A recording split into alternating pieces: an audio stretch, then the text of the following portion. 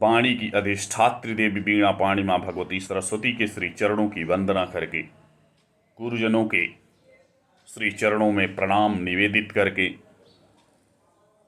आप समस्त सुधीजन एवं जिज्ञासुओं के प्रति सादर नमस्कार। आज के इस व्याख्यान में हम संधि प्रकरण के अंतर्गत और उसमें भी यण संधि के उदाहरण के रूप में इस पद को नियम निर्देश पूर्वक स्पष्ट करेंगे। संधि विच्छेद के साथ संधि करेंगे। तो पद है मध्वरि। मध्वरि संधि विच्छेद है मधुधन अरि। इस उदाहरण में भी समास है और समास होने के कारण यहाँ संधि का होना अनिवार्य है। तो मधु अरि इस विच्छेद में इको एणच सूत्र से इक के स्थान पर यण आदेश की प्राप्ति होती है। इस उदाहरण में तस्मिन् नीति निर्दिष्टे पूर्वस्य इस परिभाषा सूत्र की स्थिति नहीं हो पा रही है, इसलिए इको एणच सूत्र से इक के स्थान पर यण आदेश की प्राप्ति हो जाती है। लेकिन यहाँ पर यह समस्या है कि यण प्रत्याहार में 4 वर्ण हैं, तो उ के स्थान पर एक ही आदेश होगा। वह कौन सा आदेश है? इस समस्या का समाधान करने के लिए परिभाषा सूत्र स्थानेयंतरतमः इसकी प्राप्ति होती है। सूत्र के अनुसार स्थान अर्थात उच्चारण स्थान जिसका सर्वाधिक समान होगा वही आदेश प्राप्त होगा। प्रस्तुत उदाहरण में उ स्थानी और यण आदेश हैं। उ और व यण प्रत्याहार में आने वाले य व र ल, उसमें व का जो उच्चारण स्थान है वह उ से साम्यता रखता है और अत्यधिक साम्यता रखता है। इसलिए उ के स्थान पर व आदेश ही होगा।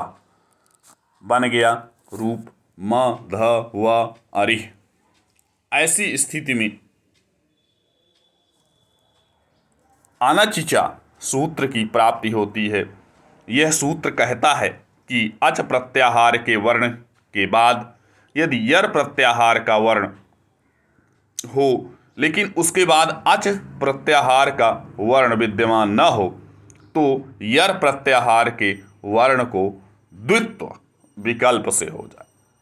तब यदि करेंगे द्वित्व तो बन जाएगा म धा धा व अरि।